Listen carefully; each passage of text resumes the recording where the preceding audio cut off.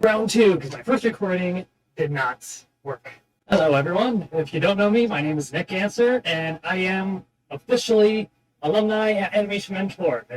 After so many class retakes, not the school's fault, it's my fault. I just wasn't at that level yet. Finally passed, graduated, really about 2 months ago. A lot has been going on recently, so sorry I just got around to this video, but hopefully it'll pay off. I wanted to say thank you so much for all of your support so far. I really was not expecting anyone to actually take the time to sit down and watch my videos. It was really more just kind of a start, nice little archive for me so I can look back to, see where I started. And it's really awesome to see all your support and other classmates and everyone else looking at Animation Mentor, trying to decide if this is the best fit for them. So hopefully this video would also help you if you're trying to either get started in Animation Mentor, maybe another animation school, or even if you're in class right now. Hopefully what I've learned so far will help you. So that's pretty much everything about animation, is we're all sharing information, we're all trying to help each other become the best animators we can be. So to try to recap everything real quick, I graduated Animation Mentor. I passed class 6. And the very next week, my mom got a house. So, as you can see, we're in a new room. I got a bunch of boxes over here. Nope, okay. I cannot point. There we go. Boxes over here. It's kind of a mess right now, so don't mind that. So, it's been kind of a mess really recently. But I took the time, take a nice long break, just to get away from the computer and don't animate. I was able to get out and get some nice shots of the VRZ finally after almost a whole year of my having that car. I kind of treated myself. I got an exhaust system for the car and I love it. Sounds so good. I also tried making a video about that. Did not turn out too well, so I didn't bother. I also hate editing myself, as you can see. Getting a little more comfortable, but not quite there yet. Trying to think what else. I switched to Linux Mint. I was completely tired of Windows updates breaking things, whether it's a graphics card driver update or if it's a network card. Like almost every single day, some update was causing issues. I'm done. Switch to Linux. I'm going to switch my servers over here. Hey, look at that. I can put now. Get comfortable with it. Switching my personal servers over to Linux. They're just more reliable. Kind of cleaning some of my servers out, getting the network all set up right, and setting up, kind of preparing for DreamWorks Moonray render. Once they finally release it, I cannot wait to play around with that. See if I can get a nice little render server set up, so then if I'm working on a shot, I can make that do all the work, and I can work on my other shot or something else on my workstation, which will be awesome. Even better if I can open that up to some of my friends who it would really help them out. They mostly just animate laptops, which is good enough. But that's gonna be better and faster. So why not? So overall, taking a break was nice. It just gave me time to look back at where I started, where I am now, and what I need to work on in the future. Definitely body mechanics. My next shot is definitely going to be a 2-character shot. Try to round that out, try to get a little more animation in there, try to show more what I can do, and hopefully increase my chances of getting a job. A couple notes that I have, now that I've completely went through all 6 classes, 7 I guess if you count the workshop, the introduction to Maya workshop that I did. What have I learned? Definitely tip number 1, have a decent machine. You don't need to go super crazy Threadripper like what I have. But I would say at least a 6-core processor, 16 gigs of RAM, and an NVIDIA graphics. Now, the last one is mostly from personal experience. I had an RX 570, actually this card right here, RX 570. Great card for gaming, not so much for productivity work. With animating, I have, even in my stream, I'll see if I can find that, where I'm working on Victor, or really any character, and their clothes will just completely glitch out, go everywhere. Sometimes they won't even load in at all. I was having weird issues where, like, adjusting the curves, sometimes, like, instead of just moving it like a dot up, like, up here, it would, like, jump up, or all the way down, just kind of all over the place, curves get all mixed up.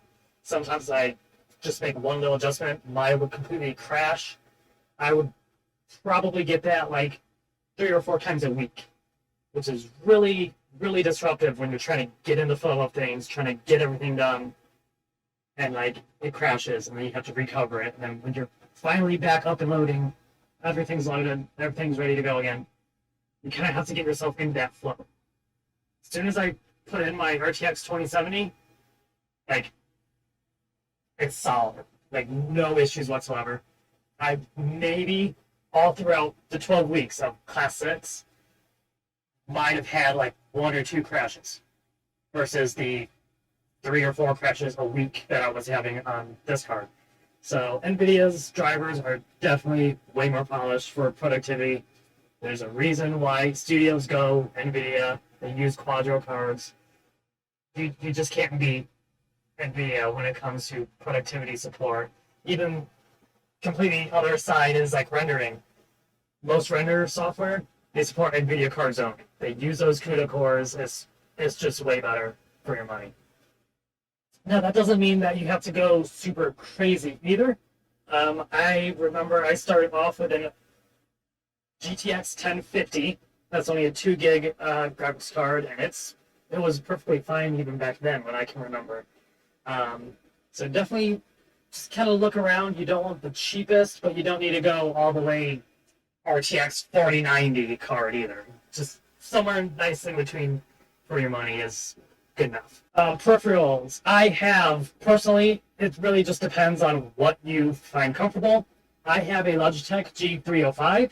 It's like $35, $40 mouse, pretty nice. I use these buttons here as frame forward and frame back.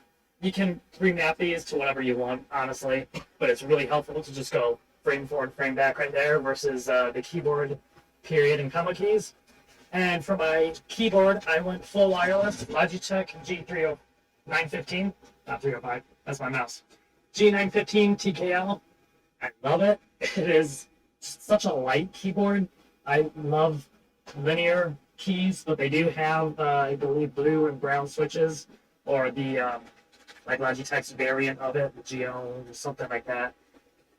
Just kind of find a nice key that is solid, reliable. You can get, clicky, you can get tactile. Well, it depends on your preference, really. But it's really nice. I love that it's backlit. So even on my Corsair keyboard before this, because it's backlit, I can have certain keys, especially if you're starting, this might help you out, have certain keys, certain colors. So like I would have my QWERTY keys orange for movement and stuff, and then I'll have my period and comma keys blue. So they kind of stand out to you a little more as you're learning the keys. When you're learning how to use Maya, that can really help you out too.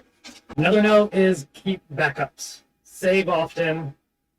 I've learned the hard way, honestly, between Animation Mentor. I've learned the hard way before when I was even working in Premiere Pro. Save often. You never know when a crash is going to happen. It's typically when you haven't saved after a while, that's when it actually crashes.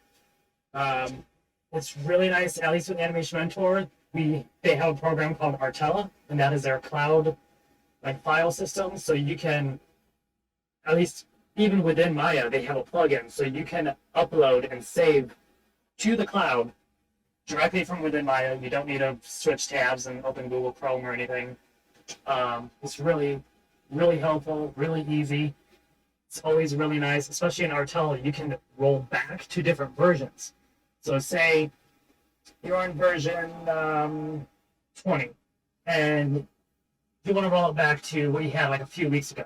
Because Artella saves versions, you can go back to those from 2 or 3 weeks ago and start all over if you wanted to. And I have done that before.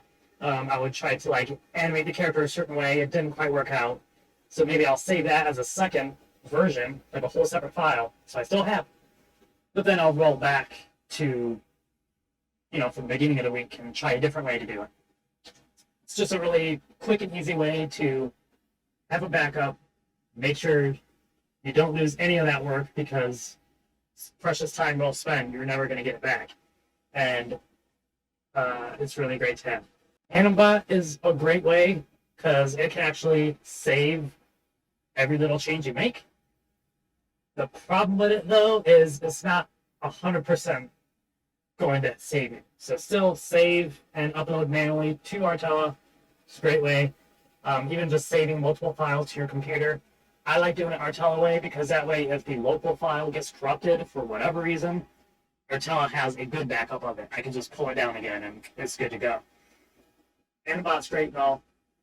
I honestly, if you're going to use Animbot, I would not recommend using it for classes like 1 through 3. You really want to learn how to animate manually using all your tools.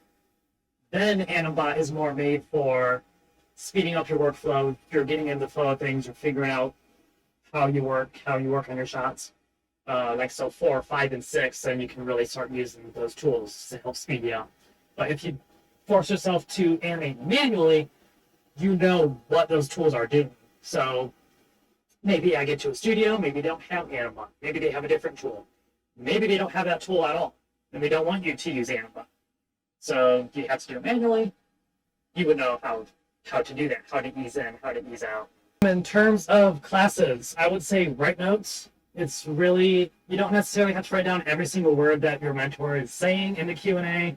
I would just have the Q&A on my main screen here, and I'll have a Word doc over here on the second screen, and I'll just put bullet points down. What are the main points, how to do whatever your mentor was talking about at the time. I would even take screenshots if they have like a presentation they're sharing. You could take a screenshot and just grab that information and paste it over real quick. It's really helpful to look back at even throughout your week, or even in the past weeks. I've taken notes back from class 1 that I'm in class 6 now, and how did I, attach this to the hand? And I will go back to those notes. It's really helpful to have, and really great to look back at. And last but not least, do not wait till the last minute to animate your shot. I know it's just sounds better, like, oh, I'll just put it off until like the weekend, and then you just work 6 hours on the shot. Don't do that. I've done that multiple times. That's probably one of the many reasons why I had to retake a few of my classes, is because even though I'm putting in a lot of work, when you're working that often at the same time on one shot, you kind of get tunnel vision and you don't see the issues in the shot. So that's why keep your eyes fresh, take breaks, walk away from your computer after a while, come back to it. We have tricks where you can like take the screen and flip it the other way, try to look at it from a different perspective, try to catch all those knee pops, all the curves, keep track of all that. It's so much easier to work at it like 1-2 hours at a time throughout the whole week. So then overall, you put in the same amount of work, but your eyes were fresh every time you worked on it. So your quality of work is better versus all at once and kind of end up with crap essentially at the end. I know I've had that a lot. Animation is one of those things you can't really cheat it. It's the time you put into it. So the more time you put into animating, the better you're going to be at animating. And it's like you can read as many books as you want, you can watch as many tutorials and videos as you want, unless you're actually doing it, it's not really helpful. And I mean, tutorials and all that is helpful, but you need to actually put it in practice, get into Maya, start playing around with it, and learning it yourself. I mean, even if it comes to something like walk cycle, it's always going to go back, look at the mechanics, and it's just a nice little practice refresher to help improve our good skills. And along with working on your shot is give feedback. The only way you can sharpen your eye and know what to look out for is to look at other people's work, give them feedback. I was horrible at that. I definitely did not feel like I still don't feel like I know enough to animate, let alone give someone else feedback and tell them how to animate. I'm trying to get better at that. But if you get feedback, it's really going to help you know what to look for in your shots. And you don't really want to give wrong advice, but if you don't worry too much about giving them or saying something else that they don't agree with, because that's kind of part of their job too, is if you give feedback, they should look at the feedback and it should, help them. It should be useful. but maybe I would say, oh, this character looks like he's going too fast at frame 205. But if their mentor says it's fine, or if everyone else says it's fine, they don't have to follow your advice. That's the great part about feedback is you kind of learn both ways, how to give feedback, but also how to filter the good from the bad, what you really need to work on versus what you can just kind of push aside and let go and ignore. Now, if your mentor says that you need to work on this, you should work on this. Your mentor is like end all and be all of what you need to do on your shot. It's really also another helpful trick. What I do is take notes of everything you need to work on. I would say upload and I'll go to sleep, wake up, watch my review for my mentor, and put in a notes of everything he says or she says in the critique, and then prioritize those. So maybe body mechanics is number one at the top of the list, and then maybe work on adding more of an arc on the character's hand, and then kind of work your way down the list to the finer details. That really helps you organize, and it's a nice little checklist to look at throughout the whole week, and you can always add to that too, of course, as you need. But it just gives you that kind of basic plan on what you need to look for, what you need to work on, and once that list is completely done, checked off, then you can skim through the whole shot again and see if you can find any more issues, any weird hitches or bugs that you need to smooth out, work on your shot, try to catch that ahead of time before your next submission. And it really does help if you do that throughout the week versus the day before and then submitting at 3 in the morning, I've done a few times, and it never really turned out too well. And I think that's about it.